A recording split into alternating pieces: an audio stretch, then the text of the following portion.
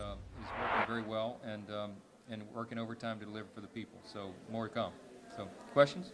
Mike, I almost hate to ask because I've heard the answer so many times, but I got to ask about the Epstein. Your thoughts on that? Wait, what is that? Oh, yeah. And Yeah. the second part of that is that somebody put a billboard up on I-20. Release the Epstein files with your picture on it.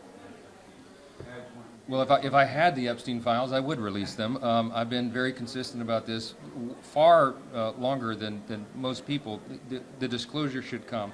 There's no daylight between myself and the president and all the House Republicans and all the Republicans in Congress, House and Senate.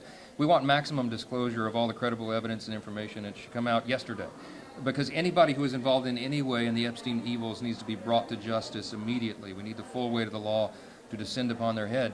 But what we've insisted upon also is that we protect the innocent, the victims who were victims of unspeakable crimes, sex crimes, trafficking, and all the rest. They've already endured a lot of harm, and you have to make sure that when the files come out that they can't be unmasked and that their identities would be not made public, because that would exacerbate the harm that they've already endured. So that's a standard in the court system. It's a standard in government agencies and in law enforcement, that you have to be very careful about that. And so that's what we're doing. The White House is working. They have requested, as you've seen, a release of grand jury evidence and files from the courts. The initial request was rejected, but the White House is not giving up on that, and they'll continue to pursue it through the Department of Justice.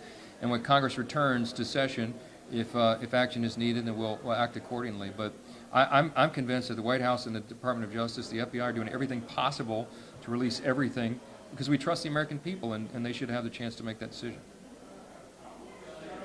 How big a role does family play in the decisions that you make? And you serve all people, so do you not only want your family, but other people's families and Yeah, absolutely. I mean, Kelly and I have a big family, and we're constantly keeping that in mind. And I come from a hardworking family. I'm a fireman's son, disabled firefighter. So we never forget our roots. We never forget where we come from. And we also know that policy that is good for the family is good for the whole country. The family is the kind of the seedbed of society. And when you foster strong families and you can make better economic opportunity for them and give them better educational choices, which, by the way, school choices in the Big Beautiful Bill as well. All these things are going to foster stronger communities, because families entwined together make a community. So I think we pursue good public policy with family in mind all the time. Always have been. I've always been consistent about that, and I bring to it my own personal story and personal experience as well. So I can tell you that our policy set, our platform, the Republican Party, is geared for hardworking families, and the Big Beautiful Bill is a good testament to that.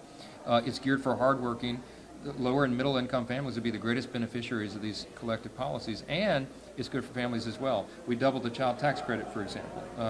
The standard deduction on taxes is going to benefit 91% of Americans, and that'll give them more money in their pocket to spend on their own families and invest the way they choose, instead of having government bureaucrats do that for them. So we'll continue to advance those policies and do those things that make sense for these communities, and look forward to every opportunity to do that.